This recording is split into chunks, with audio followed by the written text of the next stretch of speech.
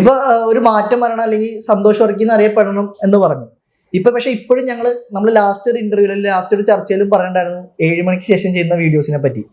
അത് ഇപ്പൊ തുടർന്നും 1-2 തവണ ചെയ്തിട്ട് പോലെ തോന്നി. അപ്പൊ ആ ഒരു വീഡിയോസ് ചെയ്യുമ്പോൾ പിന്നെയും ആറാട്ടനിലേക്ക് പോവല്ലേ?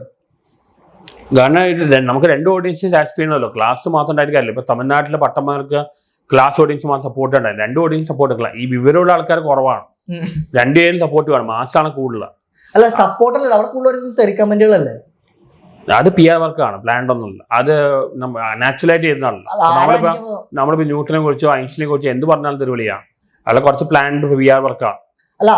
ചില ഫാൻസിയാർ കുഴപ്പം. ഇപ്പൊ മോഡൽ ഫാൻസിക്ക് എപ്പോഴും നെഗറ്റീവ് ആയിട്ട് തോന്നുന്നു. അല്ല അവർ തെരുവിളി വരാൻ കാരണം ഇതുപോലത്തെ വീഡിയോസ് ചെയ്യുന്നോണ്ടായിരിക്കില്ലേ? അത് പറയാൻ പറ്റില്ല, അങ്ങനെ പറയാൻ പറ്റില്ല. ഇതിപ്പോ ഈ ഫാൻസിയാരാണ് എന്റെ മെയിൻ സബ്സ്ക്രൈബേഴ്സ്. അവര് ബ്ലൈൻഡാണ്, കാര്യങ്ങൾ അവർ റീസൺ ചെയ്യില്ല. അവരുടെ ഹീറോനെ കുറിച്ച് പോസിറ്റീവ് മാത്രമേ പറയാൻ പാടില്ല. ഇവരൊരു മനുഷ്യരാണ്, നെഗറ്റീവ് പറയാൻ പാടില്ല. അങ്ങനെയുള്ള കുറച്ച് പ്രശ്നം വന്നു. പിന്നെ ഞാൻ കുറച്ചുകൂടി ഇമേജ് കോൺഷ്യസ് ആവണേ. I was over frank and genuine. ഭയങ്കര ഫ്രാങ്ക് ആയി പോയി. കുറച്ച്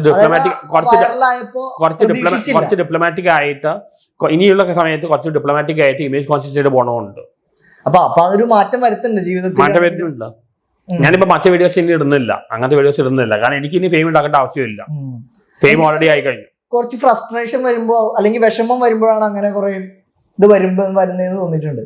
അല്ല, ഇടയ്ക്ക് ഞാൻ വെറുതെ മൂഡ് ഔട്ട് ആവാറില്ല. ചില ആൾക്കാർ എന്നെ ഇൻസൾട്ട് ചെയ്യുമ്പോൾ ഞാൻ മൂഡ് ഔട്ട് ആവണം. അപ്പോഴാണ് സത്യങ്ങൾ കൂടുതലും പറയുന്നത്. അല്ല എന്തിനാണ് അങ്ങനെ നമ്മള് മൂഡ് ഔട്ട് ആവുമ്പോഴാണ് ഏറ്റവും കൂടുതൽ സത്യങ്ങൾ പറയുന്നത്. അല്ല മറ്റുള്ളവർ പറയുന്നത് കേൾക്കുന്ന ഒരു വ്യക്തിയാണ്. അതായത് വേറൊരാള് താങ്കളെ പറ്റി കുറ്റം പറഞ്ഞാൽ അത് ഭയങ്കരമായിട്ട് ഹേർട്ടാവുന്ന ഒരാളാണ്. എനിക്ക് ഹേർട്ടാവാറുണ്ട്. അത് പല കാര്യവും. ഇപ്പൊ എസ്പെഷ്യലി എന്റെ ഫാദറിൽ വെച്ച് പോയിട്ട് പുള്ളിയെ കുറിച്ച് പറയുമ്പോൾ വളരെ ഹേർട്ടാവും. അങ്ങനെ ഹേർട്ടാവുന്നുണ്ട്. അങ്ങനെ പറയുമ്പോഴാണ് അതോ താങ്കളെ പറ്റി പറയുമ്പോഴാണ് ഹേർട്ടാവാറ്? എന്നെ കുറിച്ച് ഒരു പത്ര കുഴപ്പമില്ല. എന്റെ വീട്ടിൽ എന്റെ ഫാമിലി മെമ്പേഴ്സ് കുറിച്ച് പറയുമ്പോൾ കൂടുതൽ പ്രശ്നം. അവർ പറയുന്നത് സത്യമാണെങ്കിൽ കുഴപ്പമില്ല, അത് ഇല്ലാത്ത കാര്യങ്ങളാണ്. അതാ ഞാൻ ചോദിച്ചു. അപ്പൊ താങ്കൾക്ക് അറിയാതെ സത്യമല്ലാതെ പിന്നെ എന്തിനാണ് അവര് പറയുന്നത് ബോധേഡാവുന്നത്?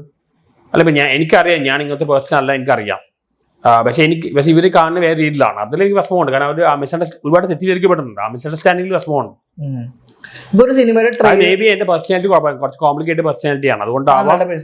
അതുകൊണ്ടാവാൻ തെറ്റിദ്ധരിക്കപ്പെടുന്നത്. ഒരുപാട് തെറ്റിദ്ധരിക്കപ്പെട്ട ആളാണ്. അപ്പൊ ഇപ്പൊ താങ്കളൊരു സിനിമയുടെ ഒരു ട്രെയിലറോ അല്ലെങ്കിൽ ടീച്ചറോ കാണുമ്പോ അത് വിജയമായിരിക്കോ പരാജയമായിരിക്കോ എന്ന് ചിന്തിക്കാറുണ്ടോ?